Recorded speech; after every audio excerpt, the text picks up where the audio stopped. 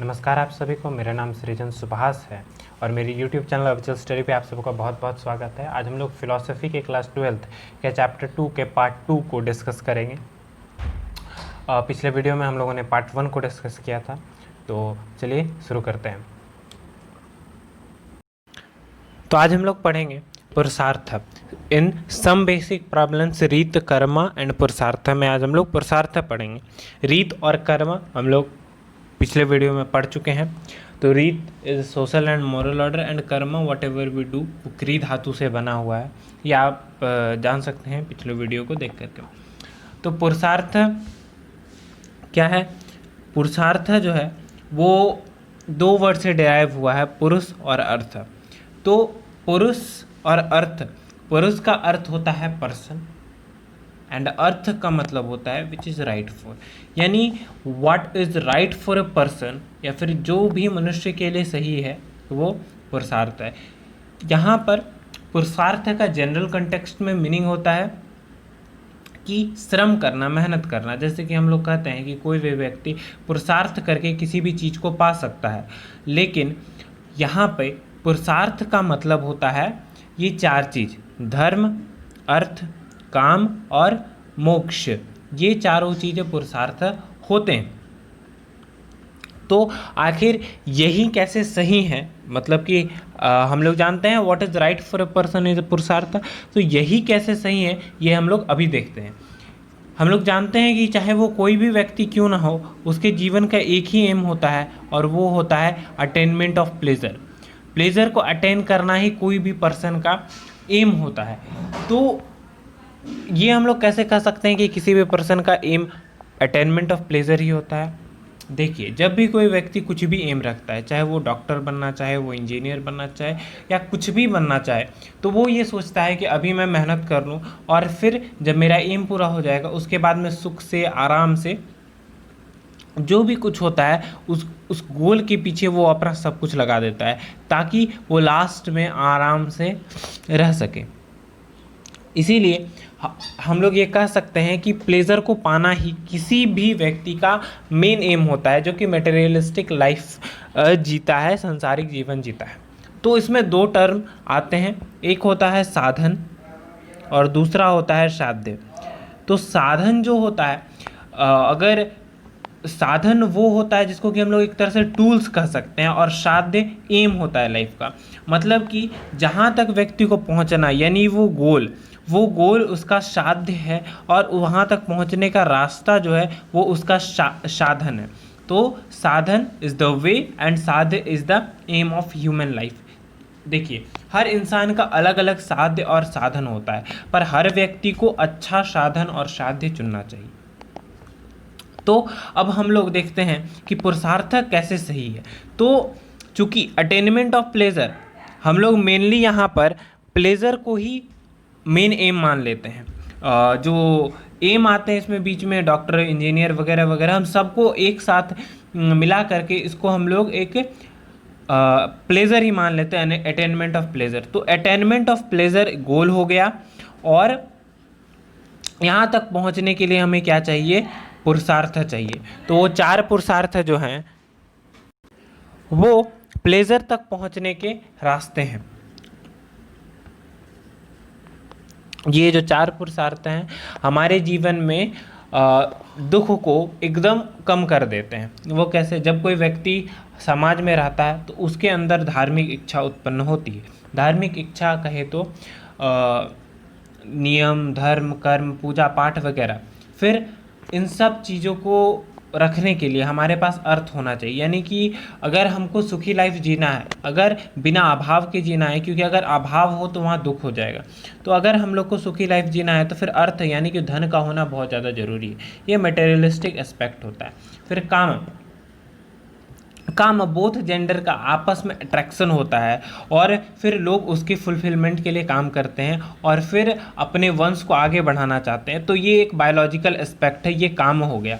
और जब व्यक्ति ये समझ जाता है कि मैं कौन हूँ, मेरा असली स्वरूप क्या है, ठीक है, और वो पूर्ण शांति को प्राप्त कर लेता है, तब वो मोक्ष प्राप्त कर जाता है, जिसको कि स्पिरिचुअल एस्पेक्ट कहते हैं। ये एक तरीके से हर मानव जीवन का मेन एम होना चाहिए। बट हम लोग माया मोह में फंस करके इस चीज़ को भूल जाते हैं। हम लोगों ने ये तो समझ लिया कि चारों पुरुषार्थ का इम्पोर्टेंस क्या है। ये चारों पुरुषार्थ जो हैं ये एक तरीके से काम करते हैं वे का हमें हमारे गोल तक पहुंचने के लिए, हमें जहां तक पहुंचना है, यानी कि अटेनमेंट ऑफ प्लेजर। फिर अलग अलग फिलॉसफी इसके बारे में बात करते हैं, साधन और साध्य के बारे में। साधन यानी कि रास्ता जो होता है वो, और साध्य जो होता है वो गोल होता है, उसके बारे में। तो यहाँ पर जो है सो इंडियन फिलॉसफी फिलॉसफी दो गुट में बट गई है। एक जो कि इंडियन फिलॉसफी की तरफ आ जाता है, और दूसरा जो है सो वेस्टर्न फिलॉसफी की तरफ आ जाता है। तो इंडियन फिलॉसफी में अगर हम लोग बुद्ध और जैन को ले लें तो उनके अनुसार हमारा रास्ता जो है हमारा गोल तक पहुंचने का, चाहे जो भी गोल हो, वो हमेशा पीसफुल और नॉन वायलेंट होना चाहिए। यानी हम लोग को अपने सुख के लिए या फिर अपने एम के लिए किसी को हानि नहीं पहुंचाना चाहिए। शांति और बिल्कुल अहिंसक तरीके से हम लोगों को अपने एम को पूरा करना चाहिए। और हम यानी कि इंडियन फिलॉसफी को जो फॉलो करते हैं वो साधन और साध्य ये दोनों चीज़ पर ध्यान देते हैं। जितना साधन जरूरी है, जितना साध्य जरूरी है, जितना गोल जरूरी है, उतना ही साध्य भी जरूरी है। लेकिन एक चारवाका फिलॉसफी एक एक्सेप्शन है जो कि सिर्फ केवल दो पुरुषार्थ को मानते हैं, वो साधन वगैरह को उतना ध्यान नहीं देते। उनके अनुसार केवल काम और अर्थ ये दो ही पुरुषार्थ हैं, और इनके अलावा और कोई पुरुषार्थ नहीं है। ये हमेशा से एक्सेप्शन रहे। देखिए, और चाणक्य फिलॉसफी के ऐसा सोचने के पीछे कारण भी है कि चाणक्य फिलॉसफी के अनुसार जितना हमारा जीवन है बस उतना तक ही है। वो कोई आफ्टर लाइफ को नहीं मानते, यानी कि मृत्यु के बाद हमारे इंडियन फिलॉसफी कहती है कि आत्मा होती है, आत्मा अमर है, ठीक है। तो हम लोग इस चीज़ को मानते हैं। पर चार्वाक फिलॉसफी के अनुसार इस जन्म से लेकर मृत्यु के बीच में ही जीवन है, फिर उसके बाद जीवन नहीं है। तो उनके अनुसार केवल अर्थ और काम ही दो पुरुषार्थ हैं, और काम को ही उन्होंने हाईएस्ट प्लेजर माना है। और उनके अनुसार अर्थ जो है, पैसा जो है रास्ता है, यानी कि वे है, और काम जो है सो एम है इंडियन फिलॉसफी का, यानी कि काम को पाना है किसके थ्रू, अर्थ के थ्रू। और वेस्टर्न फिलोसोफर्स ले लें जैसे कि कांत के अनुसार भी कोई ज़रूरत नहीं है, हम लोग को बस गोल तक पहुंचना है, चाहे वो रास्ता कोई भी हो, गलत हो सही हो, साधन को उन्होंने उतना अर्थ महत्व नहीं दिया है। और इन सब फिलॉसफी का झलक हम लोग को आज के आधुनिक समाज में दिखता है। अगर आप भारत से बाहर की दुनिया को अगर देखें तो वो लोग अच्छे बुरे पर उतना विचार नहीं करते। उन लोग को बस एम पाना होता है, चाहे उसके लिए वो लोग गलत या कुछ भी कर सके। दूर से देखने पर वो दुनिया सुंदर लगती है, पर असल में पहुंचने पर पता चलता है कि साधन का वहाँ पे कोई उपयोग नहीं है, गलत सही वहाँ पर कुछ भी नहीं है, बस एम है। तो उन सब का जड़ यहीं पर से, यही फिलॉसफीज से ही निकलता है। और एक बात, फिलॉसफी का बहुत ज़्यादा इम्पोर्टेंस है, क्योंकि फिलॉसफी ही पूरे समाज को निर्माण करती है। हमारा सोच कैसा है यही बताता है कि हम कहाँ जाएंगे, और हमारे देश कहाँ जाएगा, हमारा समाज कहाँ जाएगा। और अगर हम इंडियन फिलॉसफर्स का बात कर लें तो बाल गंगाधर तिलक भी बुद्ध और जैन फिलॉसफी से सेटिस्फाइड है, और उनके अनुसार भी नॉन वायलेंट और ट्रूथफुल वे ही सही है किसी भी साध्य तक पहुंचने के लिए। तो हम लोग समझ गए पुरुषार्थ क्या है, वे हैं to attain the pleasure in the human life. और अलग अलग फिलोसफर्स, इंडियन फिलोसफर्स जैसे कि जैन, बुद्ध और बाल गंगाधर तिलक, जो मॉडर्न फिलोसफर हैं बाल गंगाधर तिलक, इनके अनुसार क्या है कि साध्य ट्रूथफुल और नॉन वायलेंट होना चाहिए। वहीं वेस्टर्न फिलोसफी के अनुसार क्या है कि कोई भी तरीका हो, बस एम तक पहुंचना है। तो अब हम लोग फर्स्ट पुरुषार्थ के बारे में बात करेंगे, और वो है धर्म। धर्म संस्कृत के ध्री धातु से बना हुआ है, ये ध्री होता है।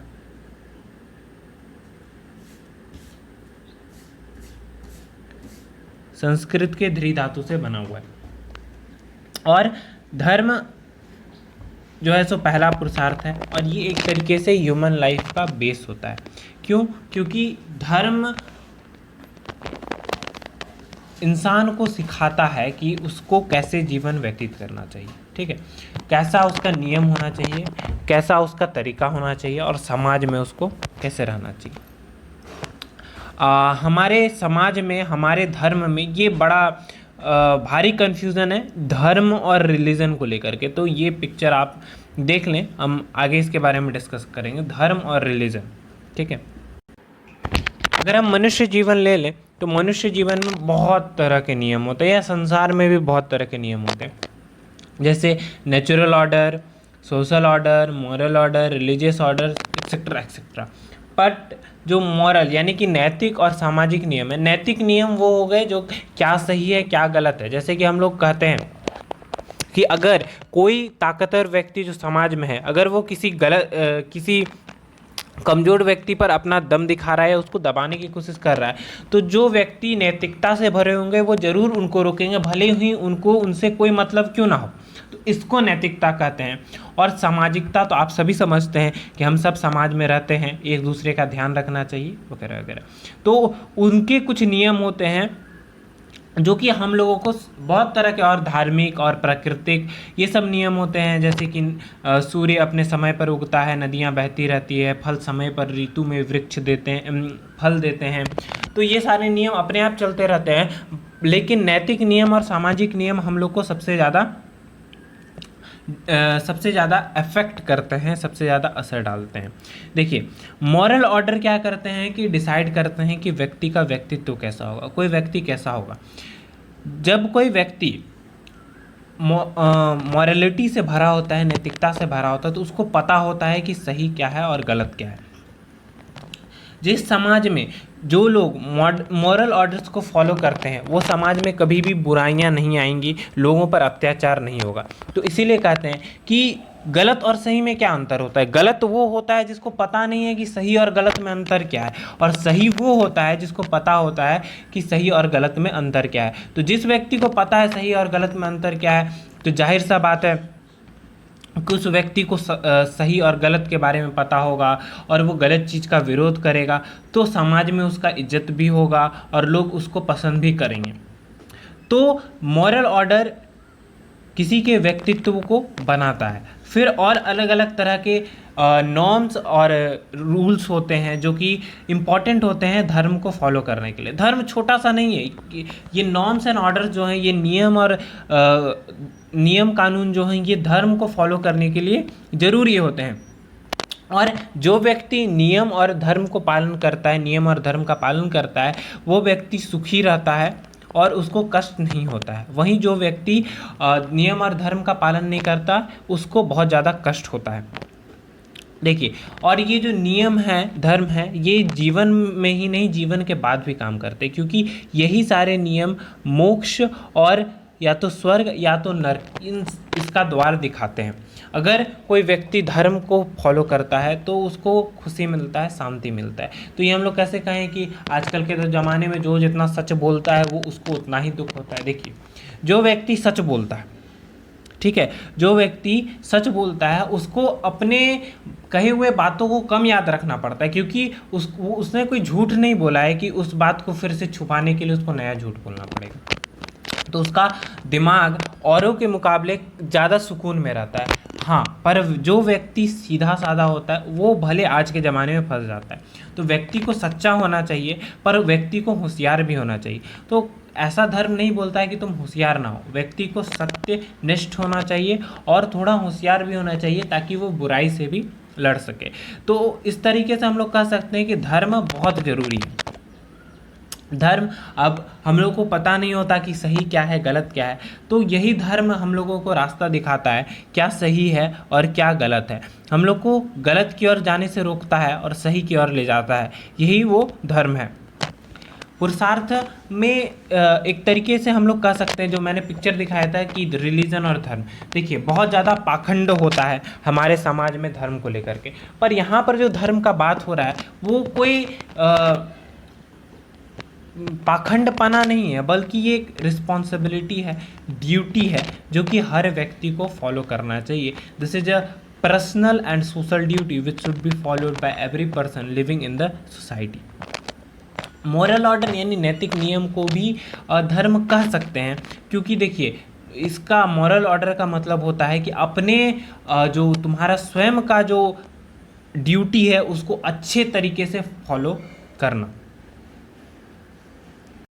जो व्यक्ति नैतिक होगा, जाहिर सा बात है वो व्यक्ति अपना सारा काम सही समय पर करेगा, अपना जो धर्म है उसका पर्सनल जो धर्म है वो निभाएगा। अब यहाँ पर दो तरह के धर्म के बारे में बात किया गया पुरुषार्थ में, एक पर्सनल धर्म, ठीक है, सॉरी स्वधर्म, और वर्ण धर्म। तो इसको पर्सनल ड्यूटी और सोशल ड्यूटी भी कह सकते हैं। तो वर्ण धर्म में जो है वो किसी भी व्यक्ति का सामाजिक धर्म आ जाता है, सामाजिक कर्तव्य। एग्जाम्पल देते हैं, अगर किसी समाज में कोई सोनार रहता है तो उस सोनार का ये धर्म नहीं है कि वो दिन भर कुछ पूजा पाठ करते रहे या कुछ और करते रहे। उसका सबसे बड़ा पूजा यही होगा कि वो अपने काम को बड़े मन लगा के करे और समाज में उच्च कोटि का स्वर्ण दे और एकदम उचित दाम पर दे, जिससे उसको भी नुकसान ना हो और समाज के लोग भी उसको सही दाम पे खरीद सके। पर आजकल व्यक्तियों ने धर्म को गलत अर्थ में समझ लिया है, इसीलिए फिलॉसफी का बहुत ज़्यादा ज़रूरत है आजकल के समाज में, खास करके इंडियन फिलॉसफी का। और फिर स्वधर्म क्या होता है? स्वधर्म वो धर्म होता है जो कि कोई भी व्यक्ति फॉलो करता है पर्सनली, जैसे कि सत्य, आस्ते, धी, अक्रोध, ब्रह्मचर्य। सत्य मतलब कि सच बोलना, और आस्ते मतलब कि लोभ नहीं करना। अब लोभ नहीं करना यानी कि लोभ जो है सो वो चोरी के जड़ में होता है। अगर कोई व्यक्ति के पास इतना धन नहीं है कि वो किसी चीज़ को खरीद सके तो वो उस चीज़ को चुरा लेता है। तो लोभ नहीं करना, इसको आस्ते ही बोलते हैं। धी, ज्ञान होना बहुत ज़रूरी है कि हम लोगों को ये समझना चाहिए कि ये माया जगत है, हम लोगों का यहाँ पर कुछ भी परमानेंट नहीं है, ये बात सच है और हर व्यक्ति जानता है कि एक ना एक दिन उसको मरना ही है। तो यहाँ पर कुछ भी परमानेंट नहीं है हम लोग का, एक ना एक दिन हम लोगों को सब छोड़ के जाना ही है। तो इस बात का ज्ञान होना, परमेश्वर का ज्ञान होना, ये बड़ा ज़रूरी है। अक्रोध यानी कि क्रोध पर नियंत्रण हो जाना, एकदम क्रोध नहीं आना। और ब्रह्मचर्य यानी कि अपने मन और इंद्रियों को नियंत्रण में रख लेना। और देखिए, अगर हर व्यक्ति, हम लोगों ने यहाँ पर समझा कि पुरुषार्थ क्या होता है, फिर पुरुषार्थ में उनके वे को हम लोगों ने समझा कि जो भी वे हैं वो हमेशा ट्रूथफुल और नॉन वायलेंट रहने चाहिए इंडियन फिलॉसफी के। हम लोग इंडियन है तो हम लोग इंडियन फिलॉसफी ही फॉलो करते हैं उसके अनुसार। फिर हम लोगों ने धर्म को समझा कि इंडियन यहाँ पर पुरुषार्थ में धर्म कोई पाखंडपना नहीं है कि अगर कोई गरीब व्यक्ति भूख से मर रहा हो और नहीं हम उसको छू नहीं सकते वगैरह वगैरह, ये सब जो पाखंडपना, ये धर्म नहीं है, बल्कि अपने दायित्व को अच्छे तरीके से निभाना, ये धर्म है पुरुषार्थ में। और ये सब अगर हर व्यक्ति, जो भी व्यक्ति समाज में रहता हो, वो जो ये वर्ण धर्म और स्वधर्म, इस दोनों चीज़ को पालन कर ले तो सोचिए हमारा समाज कितना सुव्यवस्थित होगा। समाज में बुराई नाम का चीज़ ही नहीं होगा। फिर इंडियन फिलॉसफी में धर्म इतना छोटा ही नहीं है। इंडियन फिलॉसफी में जन्म से लेके मृत्यु तक, फ्रॉम बर्थ टू डेथ, हर चीज़ के लिए धर्म है। और उसके पीछे भी साइंटिफिक कारण है। ऐसा नहीं कि हमारे हिंदू धर्म में या इंडियन कोई भी धर्म हो, चाहे वो बौद्ध हो, जैन हो, जो कि यहाँ पर ओरिजिन हुआ है, यहाँ पर जन्म लिया है, उसके पीछे साइंटिफिक कारण नहीं है, ऐसा बात नहीं है। तो यज्ञोपवीत संस्कार, जैसे कि मुंडन होता है, फिर यज्ञोपवीत संस्कार होता है, और ब्राह्मण बनाना, फिर उसके बाद विवाह का संस्कार होता है, फिर मृत्यु का भी संस्कार होता है। इस तरह करके वो सारे धर्म भी आते हैं, जो कि बहुत हैं, बहुत सारे धर्म हैं। पर यहाँ पर हम लोगों ने सिर्फ पुरुषार्थ में ड्यूटी के रूप में धर्म को लिया है, जो कि स्वधर्म और वर्ण धर्म है। तो आई होप कि मैंने जो टॉपिक समझाना चाहा वो आपको समझ में आया होगा। और अगर मुझसे बोलते वक्त या लिखने में कोई त्रुटि हो जाए तो उसके लिए प्लीज़ मुझे माफ़ कीजिएगा। और thank you very much for watching video, please share it।